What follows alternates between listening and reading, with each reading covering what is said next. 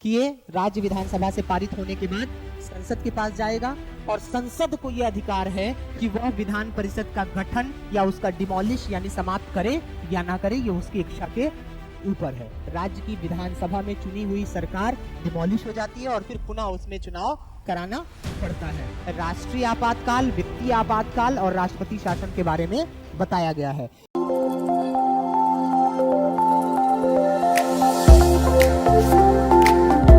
स्वागत है आप सभी का एग्जाम 30 के प्लेटफॉर्म पे। हम सभी जानते हैं कि विलेज डेवलपमेंट ऑफिसर वीडियो का री एग्जामिनेशन है जून के लास्ट वीक में, और उसी एग्ज़ाम को देखते हुए एग्ज़ाम 30 आपके लिए टेस्ट सीरीज की अलग अलग सब्जेक्ट में एक श्रृंखला लेकर के आने जा रही है, जो आपके वीडियो एग्जामिनेशन के लिए काफ़ी महत्वपूर्ण हो जाता है। और साथ ही साथ अदर वनडे एग्जामिनेशंस के लिए भी जो आज 10 क्वेश्चंस हम लोग डिस्कस करने जा रहे हैं, वो सिर्फ 10 क्वेश्चंस ना हो करके उसके एक्सप्लेनेशन से लगभग 50 क्वेश्चन आपको सॉल्व करने को मिल सकते हैं। और आप यहाँ से 5 क्वेश्चन पॉलिटी के फिक्स करा करके जाएंगे कि आपके एग्जामिनेशन में जब आपके हाथ में पेपर होगा तो आपको एग्जाम 30 के इस एपिसोड से पॉलिटी पोर्शन का 5 क्वेश्चन आराम से सॉल्व करने को मिल सकता है। तो आइए स्टार्ट करते हैं आज का वीडियो, जो संविधान के टेस्ट सीरीज पर आधारित है पॉलिटी का। इससे 5 क्वेश्चन यहाँ पे फिक्स है और इससे बाहर नहीं आएगा, इससे बाहर इतना ही काफी है, सफिशिएंट है। आइए स्टार्ट करते हैं। पहला क्वेश्चन, फर्स्ट क्वेश्चन है, आर्टिकल 123 इज रिलेटेड टू, अनुच्छेद 123 किससे संबंधित है? ऑप्शन ए है president of India, option B है प्राइम मिनिस्टर, ऑप्शन सी है council of minister and option D है लोकसभा स्पीकर। आपको क्या लगता है किससे संबंधित होगा? ये संबंधित है प्रेसिडेंट ऑफ इंडिया से। और ये कहता किस बारे में है? आर्टिकल 123 कहता है ऑर्डिनेंस पावर ऑफ प्रेसिडेंट।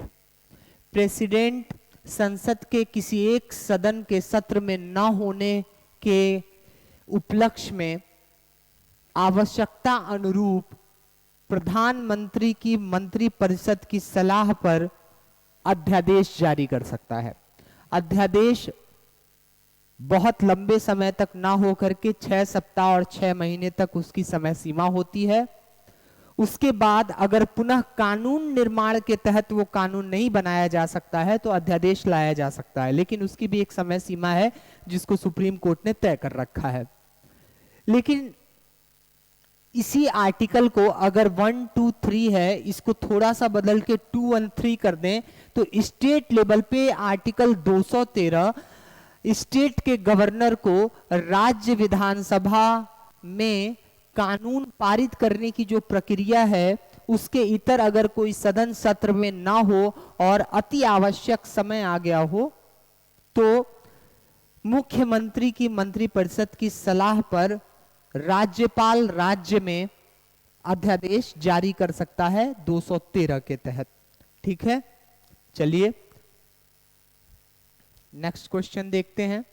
दूसरा क्वेश्चन है, CJI take oath by which, chief justice of India किसके द्वारा शपथ लेते हैं? ऑप्शन ए है by prime minister PM, by president, C है लोकसभा स्पीकर और डी है नॉन ऑफ द एबव। अपना अपना आंसर कमेंट बॉक्स में जरूर दीजिएगा और पूरा वीडियो देखने के बाद जितने भी क्वेश्चन आपके सही हो रहे हैं आप कमेंट बॉक्स में हमें जरूर लिखें कि आपके इस 10 क्वेश्चन में से कितने क्वेश्चन सही हो सके। तो इसका सही आंसर क्या हो जाएगा? इसका सही आंसर है by president. Chief justice of India को राष्ट्रपति शपथ दिलाते हैं और फिर उसके बाद वो अपना पद ग्रहण करते हैं। CJI और सुप्रीम कोर्ट का वर्णन संविधान के अनुच्छेद 124 में मिलता है। वर्तमान में 33+1 का प्रावधान है, यानी एक चीफ जस्टिस ऑफ इंडिया होगा और 33 क्या होंगे? सुप्रीम कोर्ट के अन्य न्यायाधीश होंगे। लोकसभा स्पीकर को कौन शपथ दिलाता है? तो उत्तर मिलेगा कोई नहीं, क्योंकि लोकसभा स्पीकर के लिए कोई शपथ की प्रावधान नहीं है। यह लोकसभा स्पीकर बनने से पहले एक सांसद का शपथ लेता है, क्योंकि संविधान में इसका कोई प्रोविजन नहीं है। प्रधानमंत्री किसको शपथ दिलाते हैं? किसी को नहीं, बल्कि प्रधानमंत्री को शपथ दिलाता है कौन? President of India. तो फिर प्रेसिडेंट ऑफ इंडिया को शपथ कौन दिलाता है? चीफ जस्टिस ऑफ इंडिया शपथ दिलाते हैं। ठीक है, तो ये पोर्शन यहां से आपका क्लियर हुआ। नेक्स्ट क्वेश्चन है third, who can abolish the legislative council of the state? राज्य की विधान परिषद को कौन समाप्त कर सकता है? ऑप्शन है state assembly, parliament, president of India, none. अपना उत्तर बताएं। तो इसका उत्तर है पार्लियामेंट। कैसे? तो आर्टिकल संविधान का अनुच्छेद 169 ये वर्णन करता है कि अगर किसी राज्य में विधानसभा है और विधान परिषद नहीं है, या फिर किसी राज्य में विधानसभा है और विधान परिषद भी है, तो जिसमें नहीं है उसमें बनाने के लिए दूसरा हाउस, और जिसमें दूसरा हाउस है उसको खत्म करने के लिए सर्वप्रथम उस राज्य की विधानसभा 2/3 मेजॉरिटी से, किससे? 2/3 मेजॉरिटी से क्या करेगी? रेजोल्यूशन पारित करेगी। 2/3 मेजॉरिटी से रेजोल्यूशन क्या करेगी? पारित करेगी। और उसके बाद क्या होगा कि ये राज्य विधानसभा से पारित होने के बाद संसद के पास जाएगा, और संसद को यह अधिकार है कि वह विधान परिषद का गठन या उसका डिमोलिश यानी समाप्त करे या ना करे, ये उसकी इच्छा के ऊपर है। तो ये संसद करती है। नेक्स्ट क्वेश्चन है आपके सामने चौथा, under which article presidents rule can be imposed in the state? किस अनुच्छेद के तहत राज्य में राष्ट्रपति शासन लगाया जा सकता है? ऑप्शन है आपके सामने 213, 356, 123, 360। उत्तर बताएं कमेंट बॉक्स में। तो इसका उत्तर मिलेगा आपको आर्टिकल 356। हम जानते हैं कि संविधान में आपातकाल लगाने की व्यवस्था की गई है, और आपातकाल की व्यवस्था के तहत राज्य में अगर सही तरीके से संवैधानिक व्यवस्था नहीं चल रही है, तो राज्य का राज्यपाल राष्ट्रपति को लिखित सिफारिश दे सकता है, जिसके बिहाफ पे राष्ट्रपति राज्य में क्या इंपोज कर सकता है? इमरजेंसी। क्या कर सकता है? इसको इमरजेंसी ना करके राष्ट्रपति यानी प्रेसिडेंशियल रूल का शासन कहते हैं, राष्ट्रपति का शासन कहते हैं। तो कौन रिकमेंड करेगा? गवर्नर करेगा स्टेट का। किसको? प्रेसिडेंट ऑफ इंडिया को करेगा। प्रेसिडेंट ऑफ इंडिया को रिकमेंड करेगा, तब राज्य में राष्ट्रपति शासन लागू किया जाएगा। और राष्ट्रपति शासन लागू होने के बाद क्या होता है? राज्य की विधानसभा में चुनी हुई सरकार डिमोलिश हो जाती है और फिर पुनः उसमें चुनाव कराना पड़ता है।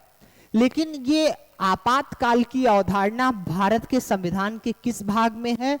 तो पार्ट 18 जब आप देखेंगे, पार्ट 18, तो इसमें आपातकालीन उपबंध आपको देखने को मिलेंगे, जिसमें राष्ट्रीय आपातकाल, वित्तीय आपातकाल और राष्ट्रपति शासन के बारे में बताया गया है। तो इसमें 360 जो आर्टिकल आप देख रहे हैं, ये भारत में फाइनेंशियल इमरजेंसी के बारे में बताता है। वित्तीय आपातकाल के बारे में 360 बताता है, जो राष्ट्रपति इंपोज करता है पूरे देश पे। 213 अभी हम लोगों ने देखा, ये गवर्नर स्टेट के जो होते हैं उनको अध्यादेश जारी करने की शक्ति देने वाला अनुच्छेद है, और 123 प्रेसिडेंट को अध्यादेश जारी करने की शक्ति देने वाला आर्टिकल है, ठीक है। अगला क्वेश्चन है, in which part the process of constitutional amendment is mentioned, संविधान संशोधन की प्रक्रिया किस भाग में उल्लेखित है, बताइए। बहुत महत्वपूर्ण प्रश्न है, क्योंकि संविधान संशोधन की जो शक्ति है वो अपने आप में केशवानंद भारती केस के तहत भारत के संविधान की आधारभूत संरचना का हिस्सा घोषित की गई है सुप्रीम कोर्ट के द्वारा। तो इसमें ऑप्शन है 17, 18, 10, 20। तो इसमें कौन सा ऑप्शन आपको सही लग रहा है? अनुच्छेद 368 आर्टिकल 368 एक ही आर्टिकल है, और किस पार्ट में है? पार्ट 20 में आपको देखने को मिलेगा ये, ठीक है। अब इसमें बाकी किससे संबंधित है? तो पार्ट 17 आप देखेंगे तो ये राजभाषा, ऑफिशियल लैंग्वेज, पार्ट 17, भाग 17 में राजभाषा के बारे में, भाग 18 में इमरजेंसी प्रोविजन, अभी आपने देखा इमरजेंसी प्रोविजन, आपातकालीन उपबंध, और पार्ट 10 भाग 10 में शेड्यूल एंड ट्राइबल एरिया के बारे में बात की गई है। शेड्यूल एंड ट्राइबल एरिया किसमें किया गया है? पार्ट 10 में। और पार्ट 20 में संविधान संशोधन की बात की गई है, जिसमें सिर्फ एक अनुच्छेद है 368। तो क्वेश्चन ऐसे भी हो सकता है कि संविधान संशोधन से संबंधित कौन सा अनुच्छेद है, तो 368 पे आप टिक लगाइएगा। नेक्स्ट क्वेश्चन, केंद्रीय वित्त आयोग का उल्लेख किस अनुच्छेद में है? Central financial commission is mention in the article of, किसमें है? 124 में है क्या? 214 में है क्या? 315 में है क्या? या 280 में है? ऑप्शन आपके सामने है, उत्तर दीजिए। इसका उत्तर है option D is right answer, 280। वित्त आयोग के बारे में 280 में बताया गया है। इसमें एक अध्यक्ष होता है, एक प्रेसिडेंट होता है और 4 अन्य सदस्य होते हैं, जिसको मंत्रिपरिषद की सलाह पे गठन किया जाता है राष्ट्रपति के द्वारा। प्रत्येक 5 वर्ष पे एक केंद्रीय वित्त आयोग का गठन होता है, जो केंद्रीय और राज्य करों में राज्यों के हिस्से के बंटवारे के बारे में सिफारिश देता है राष्ट्रपति को। तो 124 किसके बारे में है? तो आर्टिकल 124 सुप्रीम कोर्ट के बारे में है। 214 स्टेट लेवल पे हाई कोर्ट्स के बारे में है। 315 ये यूनियन पब्लिक सिविल सर्विस के बारे में है, union public civil service commission के बारे में है। और हम जानते हैं आर्टिकल 315 का जो उल्लेख मिलता है वो हमको पार्ट 14 में मिलता है। ये यूपीएससी का डायरेक्ट पूछ सकता है कि सेंट्रल लेवल पे जो सर्विस है वो किस पार्ट में है। तो पार्ट 14 में आपको देखने को क्या मिलेगा? Service under union and state देखने को मिलेगा, उसी में ये आर्टिकल है 315, ठीक है। अगला क्वेश्चन है, which of the following is not a committee related to panchayat, निम्न में से कौन पंचायतों से संबंधित समिति नहीं है? पहला, बलवंत राय मेहता समिति, अशोक मेहता समिति, एलएम सिंघवी समिति या इंद्रजीत समिति, कौन सा ऑप्शन होगा? तो इसमें आपको उत्तर देखने को मिलेगा ऑप्शन डी इंद्रजीत समिति। यह चुनाव से संबंधित है, इंद्रजीत समिति चुनाव से संबंधित है। बाकी ये तीनों जो है पंचायतों से संबंधित सिफारिशें देने वाले हैं, बलवंत राय मेहता समिति, अशोक मेहता समिति, एलएम सिंघवी समिति। अगर आपसे क्वेश्चन में पूछे कि 2 स्तरीय यानी 2 स्तर पे पंचायतों के गठन करने की बात किसने की थी? तो अशोक मेहता समिति ने की थी। 3 स्तर पे किसने की थी? तो बलवंत राय मेहता समिति ने की थी। और इन्हीं की सिफारिशों पे मोस्टली 73वां संविधान संशोधन और 74वां संविधान संशोधन हुआ, जिसके तहत पंचायत को 73 के तहत और नगर पालिका और नगर निगम को 74 के तहत संविधान में शामिल किया गया। इंद्रजीत समिति मैंने बताया कि ये चुनाव से संबंधित है। और पंचायतों का वर्णन आपको कहाँ मिलता है? पार्ट 9A में मिलता है, ठीक है। अब ये कॉन्स्टिट्यूशनल बॉडी है। और पार्ट 9B में आपको देखने को क्या मिलेगा? म्युनिसिपैलिटीज देखने को मिलेगा, ठीक है। अगला क्वेश्चन, उपाधियों का अंत किस अनुच्छेद में उल्लेखित है? उपाधियों का अंत, in which article is the ending of titles mentioned? किसमें है? तो आप देखेंगे ऑप्शन दिया है 19, 20, 17, 18। तो हम जानते हैं यहाँ पे क्या है बताइए। यहाँ पे आपको मिलेगी व्यक्तिगत स्वतंत्रता, व्यापार करने की स्वतंत्रता, कहीं भी आने जाने की स्वतंत्रता, ठीक है, अभिव्यक्ति की स्वतंत्रता। 17 में क्या मिलेगा? अस्पृश्यता का अंत। और 18 में आपको क्या मिलेगा? उपाधियों का अंत मिलेगा। ठीक है, ये क्लियर हो गया। इसमें हम समझते हैं फंडामेंटल राइट्स के बारे में थोड़ा हम जान ले। फंडामेंटल राइट्स क्या होता है? फंडामेंटल राइट्स संविधान के पार्ट 3 में इसका उल्लेख है, आर्टिकल 12 से लेकर के 35 तक। और ये 5 प्रकार के राइट्स का उल्लेख करता है। पहला, समता का अधिकार। समता का अधिकार ये कहां से कहां तक है? 14 से, आर्टिकल 14 से 18 तक। फिर दूसरा है स्वतंत्रता का अधिकार, राइट टू फ्रीडम, स्वतंत्रता, स्वतंत्रता का अधिकार ये आपको मिलेगा 19 से 22 तक। फिर शोषण के विरुद्ध अधिकार, शोषण से विरुद्ध अधिकार ये आपको मिलेगा आर्टिकल 23 से 24 तक। फिर चौथा आपको मिलेगा धार्मिक स्वतंत्रता, धार्मिक स्वतंत्रता, धार्मिक स्वतंत्रता का अधिकार आपको 25 से 28 तक। और पांचवा मिलेगा आपको एजुकेशनल राइट्स, कल्चरल और एजुकेशनल राइट्स, यानी शैक्षणिक, शैक्षणिक व सांस्कृतिक अधिकार, सांस्कृतिक अधिकार ये किस में मिलेगा?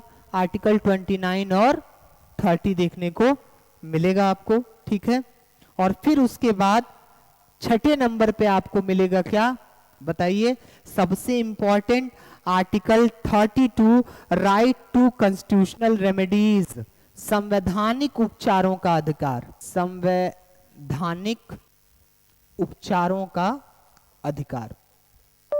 इसके तहत सुप्रीम कोर्ट और हाई कोर्ट्स फंडामेंटल राइट्स को जस्टिबल बनाने के लिए क्या कर सकते हैं? रिट्स जारी कर सकते हैं। रिट्स के बारे में फिर कभी क्लास लेंगे। नेक्स्ट क्वेश्चन, संसद का एक सदस्य कितने दिनों तक सदन में अनुपस्थित रहता है तो उसकी सदस्यता रद्द कर दी जाती है?